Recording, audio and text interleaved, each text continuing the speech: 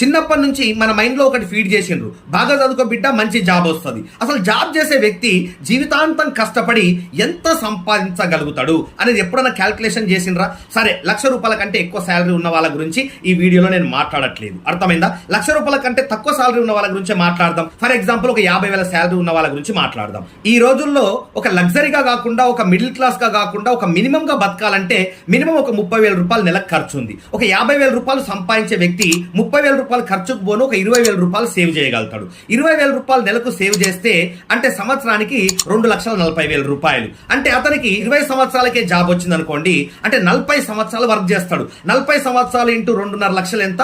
₹1,00,000. అంటే ఒక ₹50,000 నెలకు సంపాదించే వ్యక్తి కూడా జాబు బిజినెస్ లో తన జీవితాంతం కష్టపడి ఒక ₹1,00,000 కంటే ఎక్కువ సంపాదించలేడు. అంటే నీ యొక్క విలువ ₹1,00,000.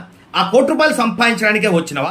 సరే సార్, ₹1,00,000 సంపాదిస్తే నేను చాలా గొప్పనే సార్, చాలు సార్ నాకు అని చాలా మంది ఆలోచిస్తారు. కానీ అది కూడా మిగలదు. ఎందుకంటే 40 సంవత్సరాల వయసు వచ్చేసరికి ఇంట్లో మిసెస్ తో పాటు నీ ఒంట్లో షుగర్ కూడా సంసారం చేస్తుంది. 45 సంవత్సరాల వయసు వచ్చేసరికి బీపీ కూడా సంసారం చేస్తుంది. 50 సంవత్సరాల వయసు వచ్చేసరికి మోకాలు నొప్పులు, బ్యాక్ పెయిన్ కూడా నీ ఒంట్లో సంసారం చేస్తాయి. ఇంకా ఘోరమైనటువంటి అనారోగ్యం, పక్షవాతం అటాక్ అయ్యే ఛాన్స్ ఉంది, హార్ట్ స్ట్రోక్ అటాక్ అయ్యే ఛాన్స్ ఉంది, క్యాన్సర్లు అటాక్ అయ్యే ఛాన్స్ ఉన్నాయి. ఈ రోజు మనం బతుకుతున్నటువంటి కల్తీ యుగంలో ఎప్పుడు ఏ రోగం వస్తుందో అనుకుంటూ భయపడుతూ బతకాల్సినటువంటి పరిస్థితి. 40 సంవత్సరాలకు షుగర్ అటాక్ అయింది అనుకోండి, మీ ల్యాబ్ టెస్ట్లకి, మీ మంత్లీ మెడిసిన్స్ కి దాదాపు ఒక 10 నుంచి 20 లక్షలు నువ్వు షుగర్ కే ఖర్చు పెట్టాలా. తర్వాత బీపీ వస్తుంది, తర్వాత ఇంకా ఎమర్జెన్సీ అటాక్స్ వస్తాయి. ఆ హాస్పిటల్ ఖర్చులకే నువ్వు సంపాదించినటువంటి డబ్బు సరిపోదు. ఈ రోజు ఎలిమెంటరీ స్కూల్లో ఎంత ఫీజు తీసుకుంటారో తెలుసా? ఈ రోజు ఒక కాలేజీలో ఎంత ఫీజు తీసుకుంటారో మీకు తెలుసు కదా. మరి దాన్ని బట్టి నువ్వు సంపాదించే ₹1,00,000 దేనికి సరిపోతాయి?